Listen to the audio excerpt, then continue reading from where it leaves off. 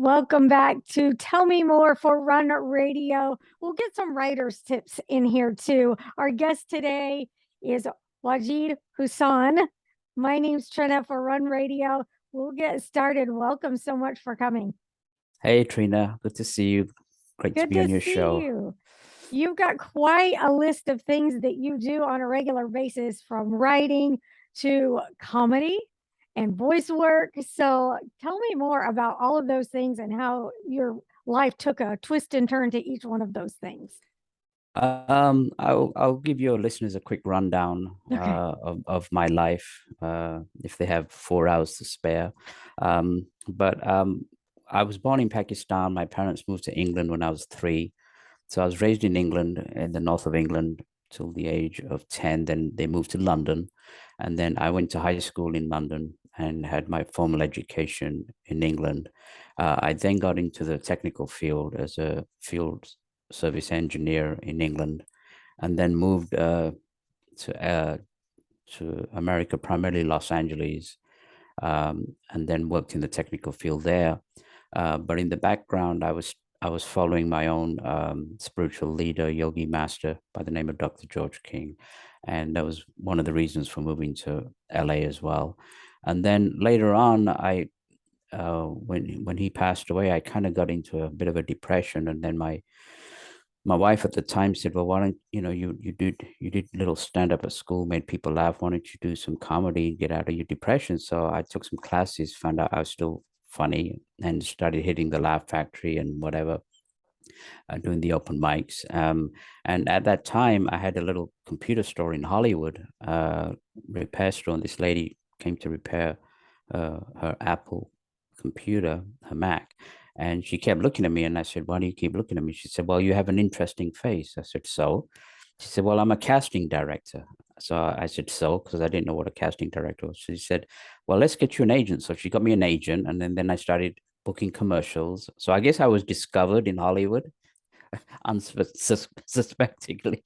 And then from there, I did parts in sitcoms and movies, as a character actor for 20 years. And most recently, I moved to North Carolina 4 years ago, and I published a book in August of 2020 called "The Struggle for World Sanity." And in there, I outlined some of my own personal experiences with my yogi master, and also, revelations, truths that were given, which are absolutely astounding, which I think are very significant in these days. And the title itself, "The Struggle for World Sanity," is an adapt title to "In These Days of Struggle and Strife." So that's basically a rundown for your listeners. Okay. Going back to probably what everybody in Hollywood dreams about, someone just walking up to them and asking them if they need an agent. That was real exciting. Did you kind of take it just as, well, we'll see how it goes, or were you very excited about it? I believe there's no such thing as coincidence. Having studied metaphysics, I think everything is meant to be. I think sometimes your life is kind of outlined in Okay. many ways, and it wasn't something. I mean, when I was working in the technical field, it wasn't something I aspired to, Uh-huh. to get into the industry. So I guess it was meant to be, and it was really interesting because my this is very this is really this still blows my mind. But 7 years before my yogi master passed away, he mentioned that, that he could see me as a taxi cab driver. And I said, "Well, how could I be a taxi cab driver?" And this was 7 years before he passed away. um And then so my first commercial that I did was for Nike. And guess what? I was a taxi cab driver. Oh my goodness. So he saw it years before it happened. So, uh, these things are maybe sometimes lined up. And so, yeah, so that was my first ever commercial, national commercial, was for Nike as a taxi cab driver. It's actually still showing on YouTube as well. So, Cool. What are some of the sitcoms we might have seen you in? Um, How I Met Your Mother, I was on that. Did a co-star role on that. I did a guest star role on The Parkers at that time with Monique when she was in her prime. She poor Monique. I know I mean, she got an Oscar, and then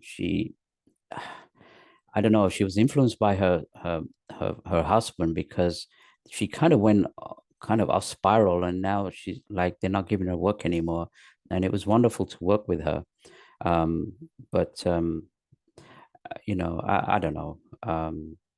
It's a shame because she's such a talented actress. So Hmm. sometimes, she was at the peak of her career, and I don't know what if her husband influenced her, but I don't see her doing any work anymore. So, you don't, if you get parts and whatever in Hollywood, I mean, because I used to kind of look down a little bit at my parts because they were ethnic parts, and I mean, of course, I'm from South Asia, but I was also raised in England. But for me, they wanted, put a turban on my head and put on an Indian accent, and Hollywood loves the stereotype.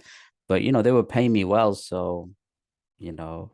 You felt like you could make an exception, Yeah, I or think I guess act the role. the highlight of my career was I was being on Mad Men. I was on Mad Men for an episode, and so that was a highlight. I was probably the only South Asian actor ever to make it on Mad Men, so that was quite a for me, I felt quite an achievement. And the fact that I got regular work, I mean, let's face it, not every, hardly anybody makes it, as such as an A-list actor.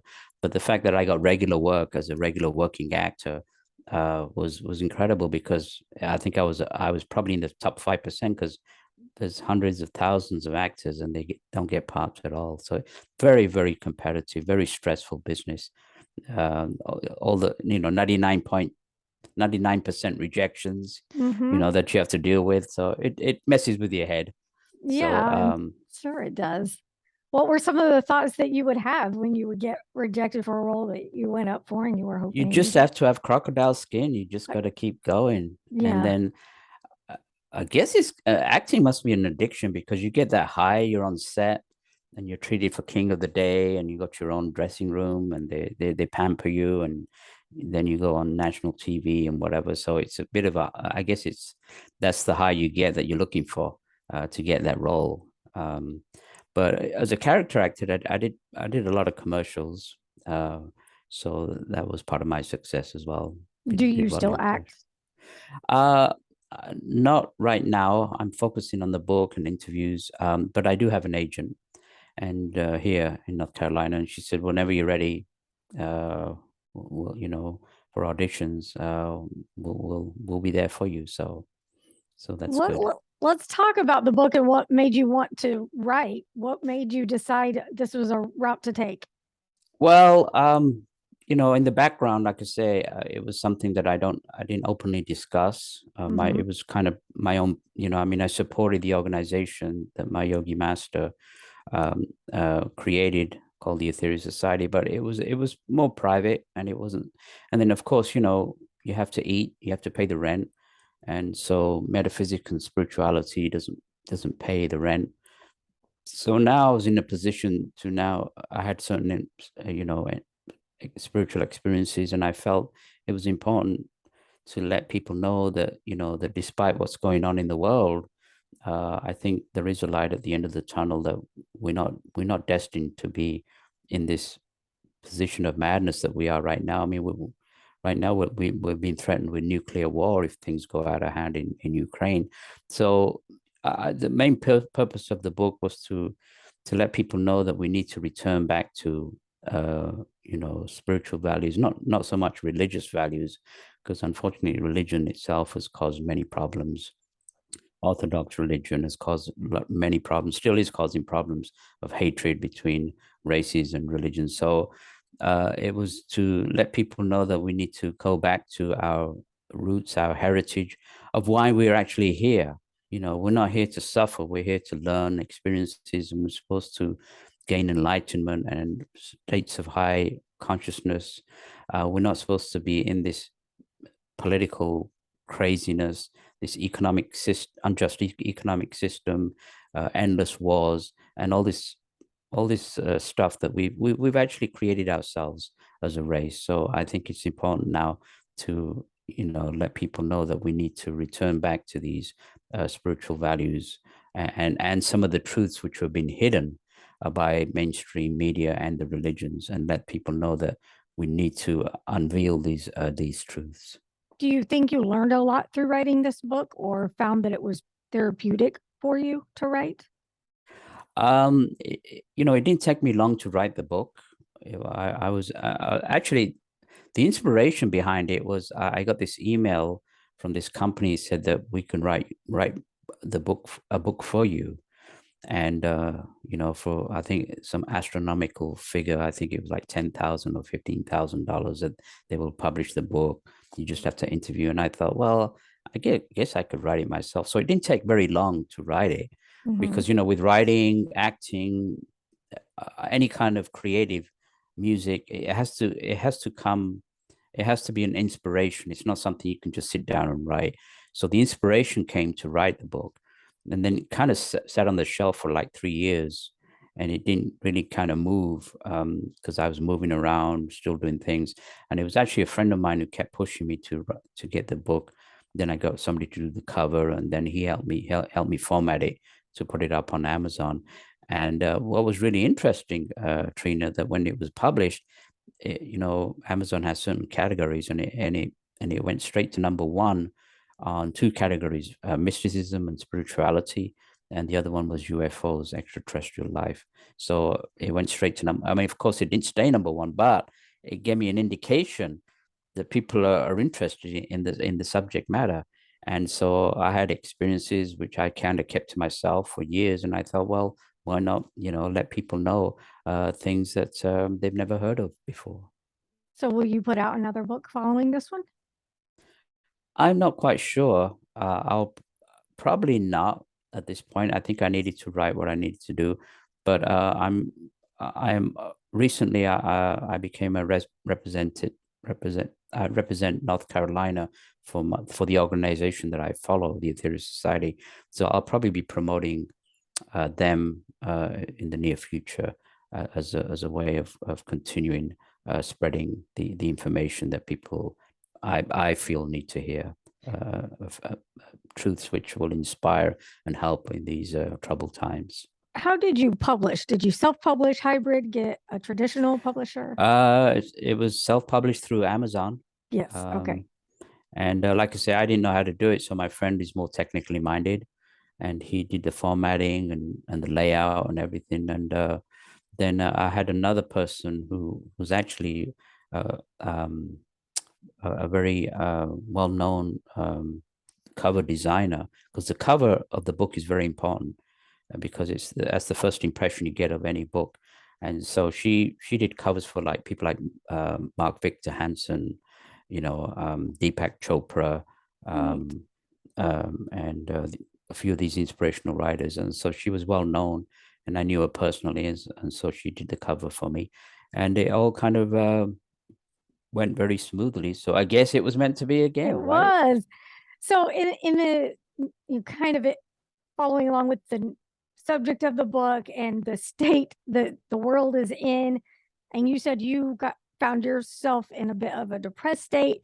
Comedy can help so many people with just escaping for a little bit, laughing. Did you feel like that made a big difference for you when you got back into it? Did it really was that helpful for you? Well, there's definitely a high of getting on stage and making Uh-huh. people laugh. Of course, sometimes you bomb as well, but that's just a part of the thing. But comedians, the ones I hung around with, were probably the most depressed people you've ever met in your life. You hear that so often. Yeah, they were messed up. I thought I was messed up, but till I met these people, so their high was getting on stage and getting a laugh, and so they yeah. So also some of the a lot of the funny comedians have had lives where Give me they've one been. moment, please. Let me pause this. All right. All right, apologies for the phone call. We got that taken care of. So we were talking about your comedy being on stage and how that did or didn't help with your depression. So you feel like it made a difference? Like I say, the high is getting on stage and making people laugh. Um, I, I remember I was at the Laugh Factory once, and Jamie Masada, he's the owner of the Laugh Factory, and when you do the open mic, the comics kind of line up and he critiques you.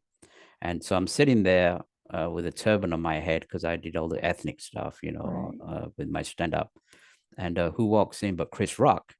And he comes up to me, shakes my hand, he looks at my turban, and he says, "Oh, I see you want to be like me," and then just walks away. So I thought it was just kind of funny that he made that remark, but you just never knew who would turn up and be on. I mean, Dave Chappelle, uh, I think once flew in on his private jet just to go in and work on some material.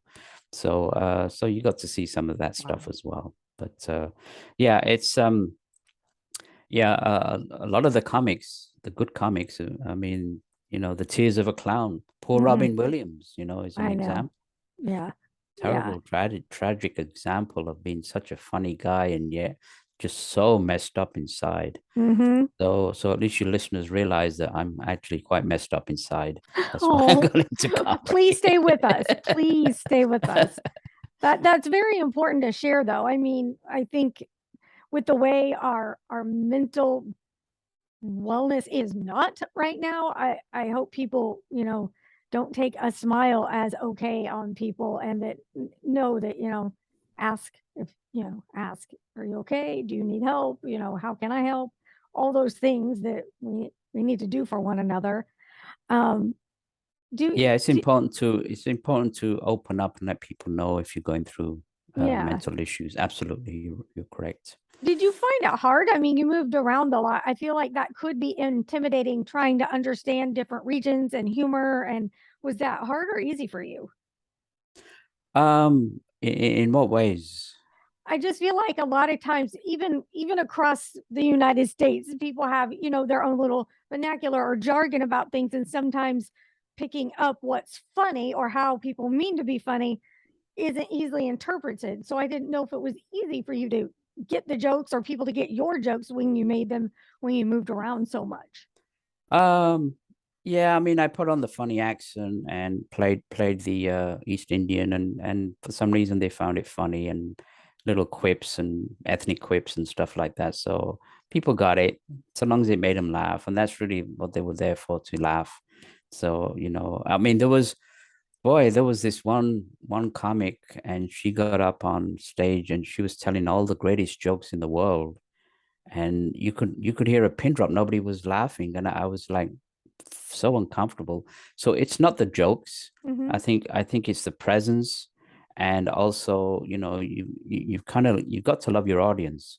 So you gotta have that connection. If you don't have that connection with the audience, it doesn't matter how many jokes you're going to tell, it's just not going to happen. So either they like you or they don't like you, Yeah. Yeah. and so that connection is very important. Good. Good. What else would you like to share that we haven't touched on? Well, you know, I'd like to share about the book and some of the concepts of the book, Yes, please.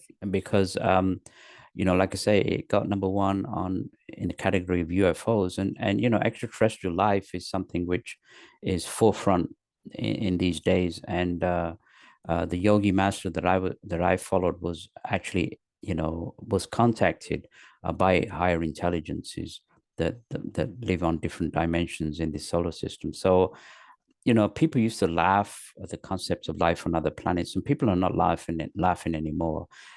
With technology and astronomy, the concept that we're just the only people, in the never mind the solar system, in this galaxy, is laughable. So, um, it's important to